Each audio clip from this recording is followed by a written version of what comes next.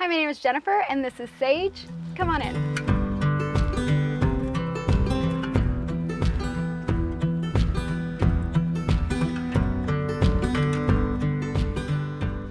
All right, so this is obviously my kitchen. I actually really love to cook, so it was important to me to have the 2-burner propane. I went with the smallest size Dometic fridge that had a freezer component.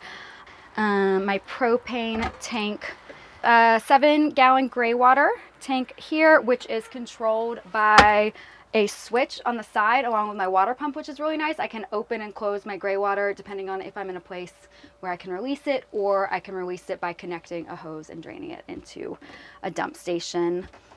This drawer is pretty much all of my pots, pans, plates, bowls, kettle, coffee, and produce that doesn't have to be refrigerated. Stays nice and cool down there, actually. This is pretty much my pantry in this one.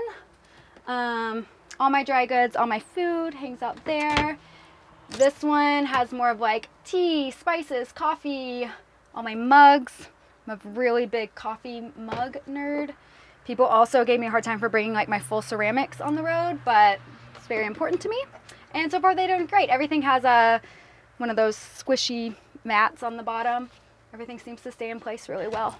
The farmhouse style sink was also just an aesthetic choice. Wanted it to look really homey. This is actually a bathroom sink because it's smaller. I think, again, if I had to do it over, I would go deeper sink. Water is constantly splashing up all around. But I do really enjoy just the look of it, the way that it feels homier. I love my actual faucet because this spray is so nice. I can also swing this outside and shower with that really awesome spray feature if I just need to rinse off and I'm somewhere after a long hike or something like that. Love that. My Berkey filter, I essentially made sure there was going to be space for this. I had the Berkey for years before I moved into the van. I love it. One of my favorite features to make sure that no matter where I get my water, obviously always, potable, but the Berkey always raises that water up about 1,000 notches, and I would not go anywhere without it. People are always curious too if this is strong enough to hold it, just this bungee, but I've never had any issues with it even remotely tipping, and I can, even if I've just filled it and then head off on a drive, it's always been fine. So, love it.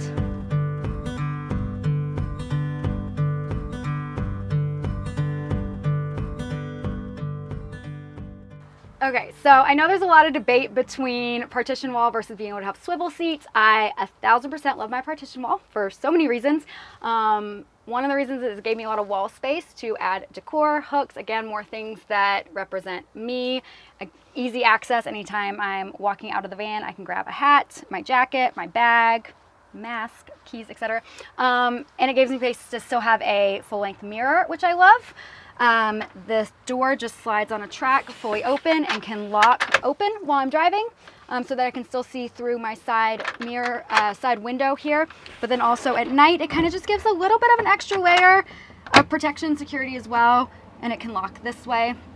A little bit of peace of mind there. Bulkhead area, I keep it covered with this blanket just so you don't see all the stuff behind there. Window coverings, step stool, weights, yoga mat, yoga blocks, fan. All kinds of extra stuff there.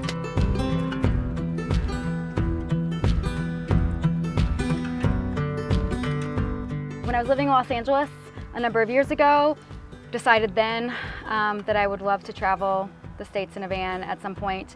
At the time, I thought it was going to be with a partner and my 2 dogs. Life has a funny way of, surprising you. Sometimes bad surprises. But when COVID happened and my job shut down and one of my dogs got really sick, and ended up deciding to move and sell my house, and then my dog passed away, and it just seemed like the time to try and find a silver lining. And the silver lining was I didn't own a house anymore, didn't have a job anymore, didn't have a pet to be responsible for, and just decided I wanted to finally take the leap.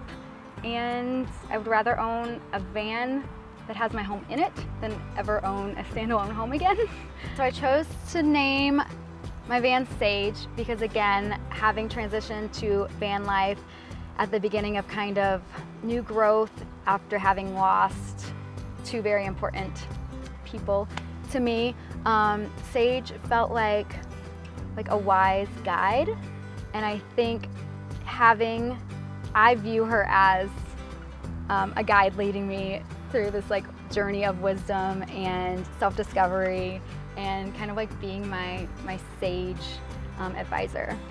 The van has changed my life by giving me the opportunity to deal with loss and new beginnings and process things in a way that I don't think I would have been able to do if I was in any other circumstance. I have spent more time alone and more time in nature than any other time in my life, and it has forced me to filter all the stuff that goes through your brain, all the different stages of grief, from losing my dog, my favorite pet, you know, that soulmate companion there, and then losing my dad exactly 6 months later.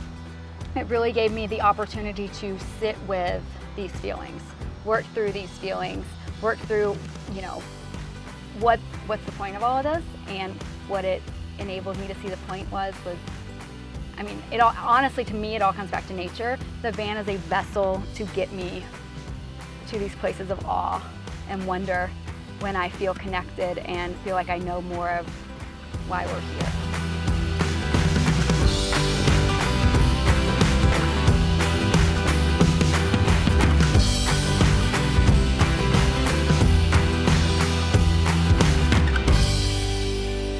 This is kind of like my little intro area, my shoebox I love having here.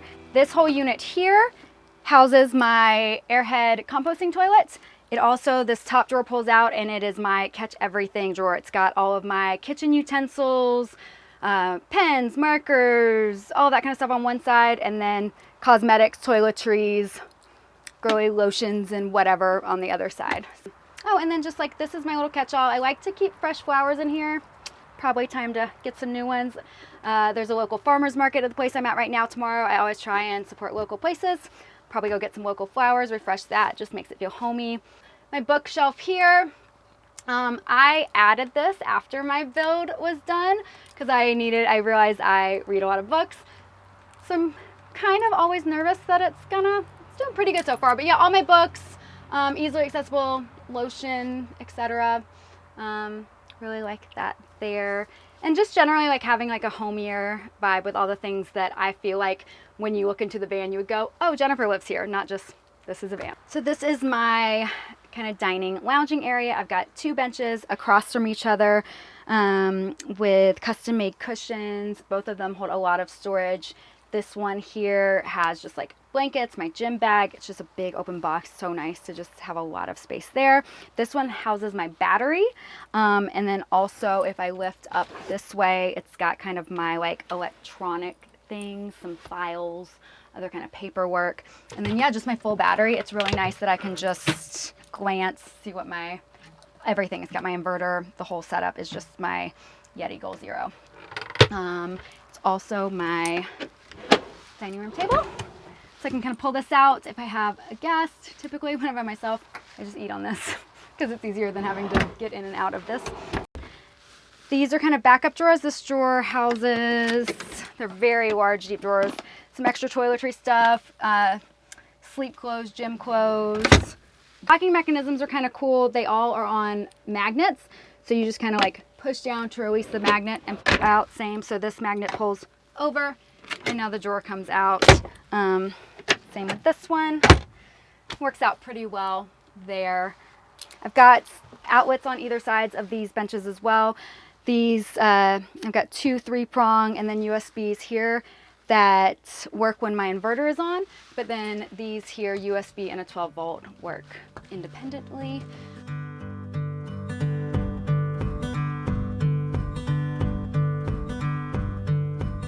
This is my bedroom / closet. All three of these have clothes. Initially, when I was paring down to move into the van, I like cut so many clothes out of what I was gonna bring. And then I started moving everything in and had lots of space left over. So more clothes came probably than necessary. I I do think if I were to rebuild, I would include some kind of tiny hanging space. I don't have any hanging space, which is kind of a bummer, but I have plenty of clothes storage, which is nice. It's a standard American full-size mattress, exactly 6 feet wall to wall, which is nice. I like having the window and screen at my feet. If I'm in a place where I can, kind of open up all the windows and stuff, it creates a really nice cross breeze with the window out over my sink. So the kitchen window, I really like that. Sunroof above me that pops open is also really nice for stargazing at night and letting the light of the morning like wake me up naturally. I love it. Some people, I do have an insert where I can cover it, but I love having the daylight wake me up. And then this is kind of my nightstand. I added this after my build because I needed a place right next to my bed to keep things. So I have a little battery powered nightlight where I can turn off my light switches over there and still have a light right next to me. I keep my face cream and my toothbrush and stuff there just because it's easy to grab. And then my journals, all of the books that I read kind of nightly or in the morning to journal with, live here, which is really nice. And I can fit like a mug or a cup in here if I need to.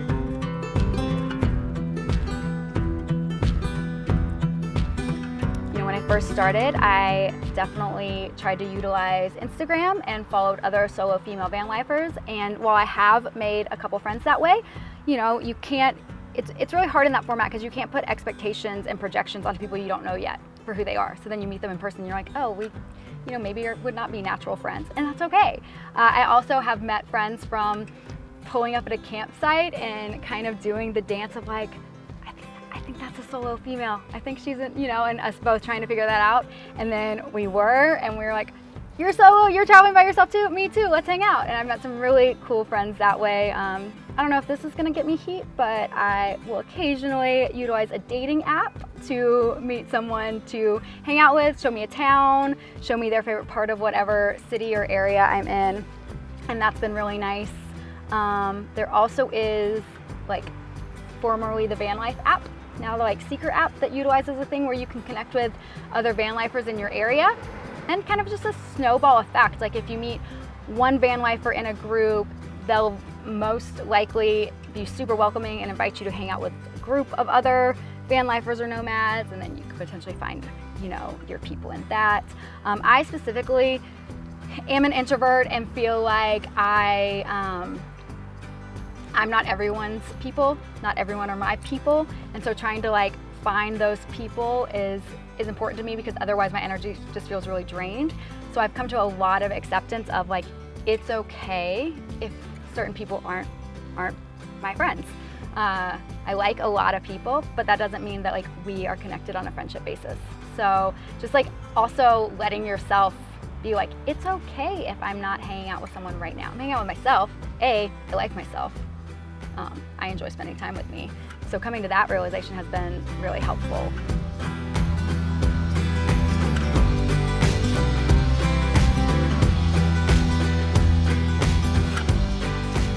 So this is my garage space underneath my bed. It is ample storage for all kinds of things. I've got a 22-gallon water tank that I can just fill up with a hose right there. Access to the equipment for my water pump, etc. Folding bike in case I get to a place where I want to bike around. Toolbox, tool bag, very important things when you live in a van. Extra containers for backup water. I've got an inflatable paddleboard that I love, fits really easily in there. Camp chair, beach bag with towels, all of the things, dirty laundry, backup sleeping bag. So really, I have plenty more space. I actually would trade some of this space for a lower bed, have more headroom. I also added this. When the door is shut and it opens, it fills the space in this window here, which is really nice, and then becomes a nightstand on the alternate side of my bed for a water or a mug or anything like that. I think the first thing I would tell an aspiring solo female van lifer is that things are not as scary as everyone's gonna tell you they are. The majority of people's first question is do you feel safe? What do you do for safety? And it took a lot of just head-on questioning where that mindset is coming from. What are you scared of? For me, I had to rationalize the fact that if someone is trying to break into the van, logically, rationally, like the majority of those people don't want a human interaction. So if they think a human's in the van, that's not what they're after. Secondarily, if someone is, you know, after me specifically, there's no way for someone to know that a solo female me lives in here unless I afford them that knowledge. My van is very stealth from the outside. I try and be really careful about where I get in and out, and you know, never do that where I'm sleeping for the night unless I feel really safe and know everyone or there's no one around me. But also, even people telling you all these fears, like, do it afraid. With doing things, fighting through the fear or, you know, the nervousness comes comfortability. Like the more you do something, the more comfortable you feel. Like it will happen. I mean, I can't say 100%, people are different, but in my experience, the more you do something, the more comfortable and confident you become and the fears subside. And I think ultimately that feels the most empowering. Thanks so much for watching. If you'd like to follow along with any more of my travels, my Instagram handle is thisveganwanderlust, and hope to see you on the road.